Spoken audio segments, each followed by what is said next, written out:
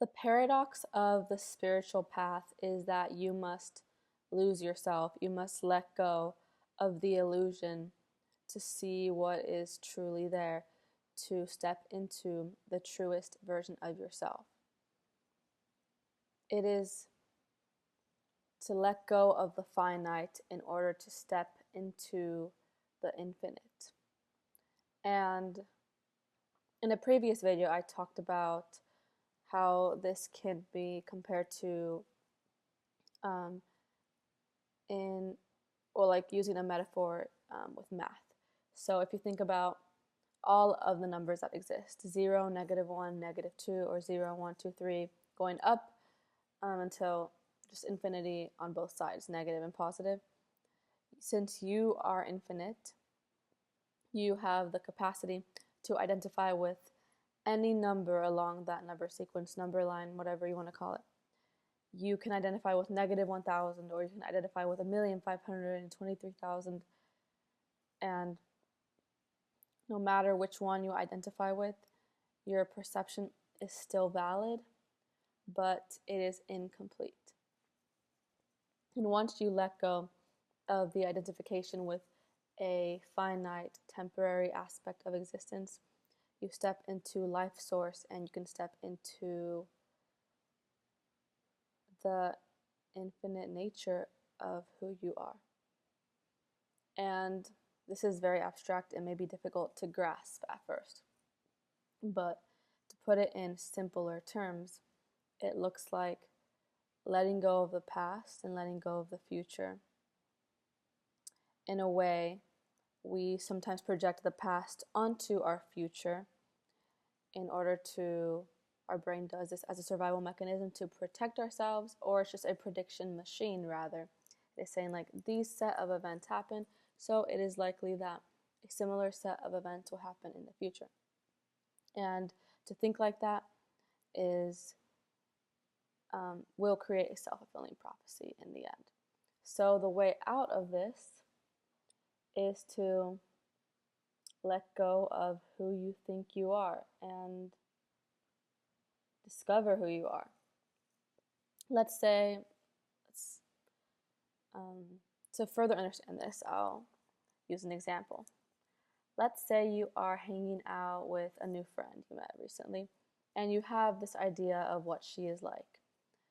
And based on her appearance, based on what she is wearing, based on the way she speaks or personality traits that you have witnessed, you have this conceptual image or vibration or just aura that you basically associate with her. And then the entire time you are getting to know her, you're like putting your version of her on her, if that makes any sense. Like you're projecting who you think this person is, so they're more likely to show up as that person. But something very interesting can occur in relationships with others when you just show up and see how they show up without creating an image of who you think they are. Because a lot of people aren't at all how they present themselves. And you may actually be surprised. You will find someone's unique essence, and it won't be at all what you could have expected. Because it's infinite, but yeah, it's crazy. So to take that a step further, you could do this with yourself. Like, you'd be like, okay, let's say your name is Jack, choosing a random name. Okay, your name is Jack, and you are like, okay, I'm like this. I like to play guitar. I like to ride my skateboard. I like to play video games. Let's say this is what Jack does, and then it's like, I've had a difficult upbringing, blah, blah, blah. And Jack has this image of himself in his head, and then Jack's behavior is impacted by how he perceives himself to be. So it's like,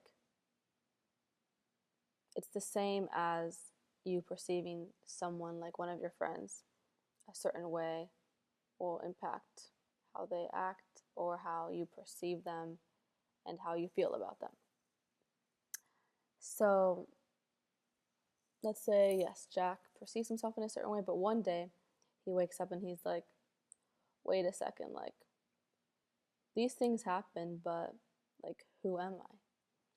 And then you step into this new state of curiosity and the unknown, where it's like, okay, like, these events happen to me, but this is not who I am.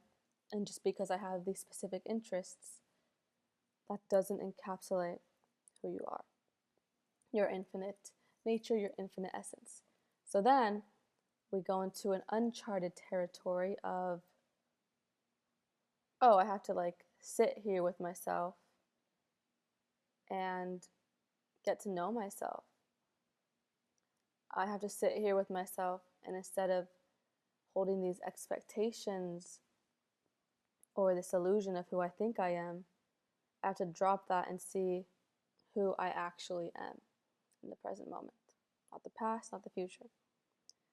And then something magical might occur.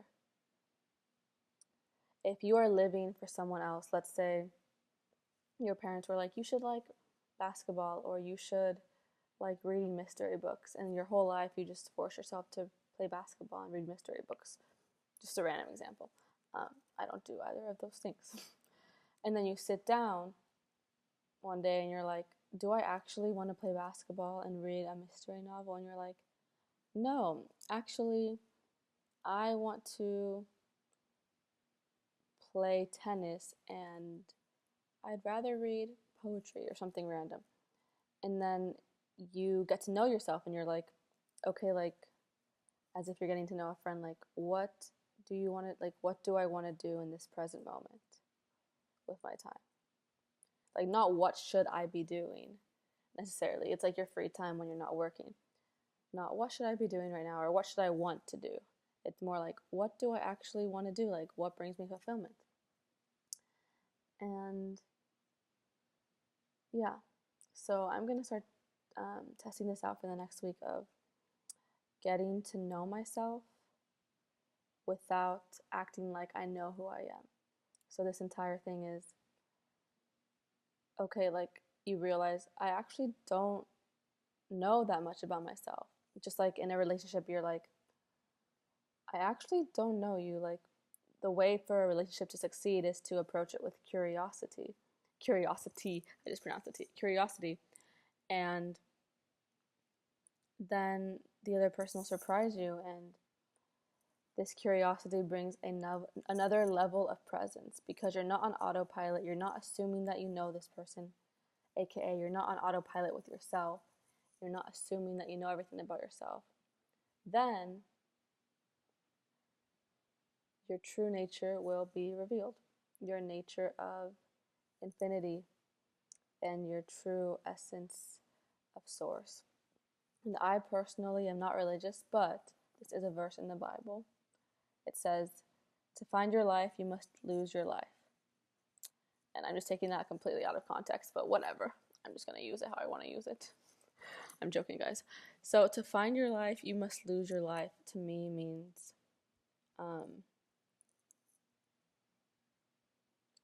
in order to step into your truest self, you must let the ego go. The ego the ego lives through suffering. The more you suffer, the more your ego will live. And a lot of spiritual teachers will say, suffering leads to enlightenment. And I mean, it's not a prerequisite to enlightenment in my perspective. It is rather a tool that can be used towards enlightenment if, like, basically anything can be used as a tool for enlightenment, suffering being one of them. And because at some point the ego fights so hard in the battle of suffering that maybe you'll let go one day and the suffering will cease. But many people never let go. The suffering for many people is not bad enough most of the time to cause an ego death. For the suffering to be bad enough to cause an ego death, that would mean you have to be like, I don't know, just have horrible things happen. And even then, that could just cause traumatic things in terms of mental health. So it could cause an ego death, or it could cause like horrible mental health issues. But besides that point, what I'm saying here is that you don't have to, in order to reach enlightenment, you don't have to be worthy of it or do a certain step of events or whatever step of routine, whatever the heck. Okay, my sentences are not making sense right now. For enlightenment to occur, it is not about rituals, it is not about suffering. It is about letting go of who you think you are, stepping into curiosity, and being in the present moment fully. And if you believe it is difficult, then it'll be difficult. If you believe it's easy, it might become easier. There's this quote that I saw somewhere, and it said, "You are already enlightened. You are already enlightened.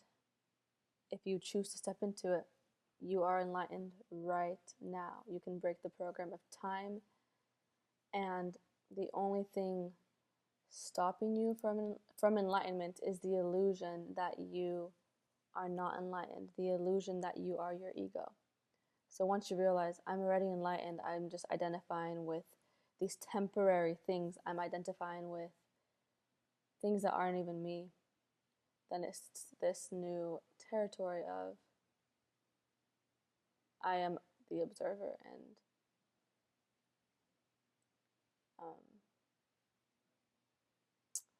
yeah, so let me know what you think of all of that. Go ahead and test it out. Sometimes it's short-lived, like you'll take like 10 steps forward and then like 5 steps back, and it's a part of the process. But eventually maybe you'll be in a place where the steps forward and the steps back don't make a difference, because you realize that the whole time you are still you, regardless of where you are at. So much love, namaste.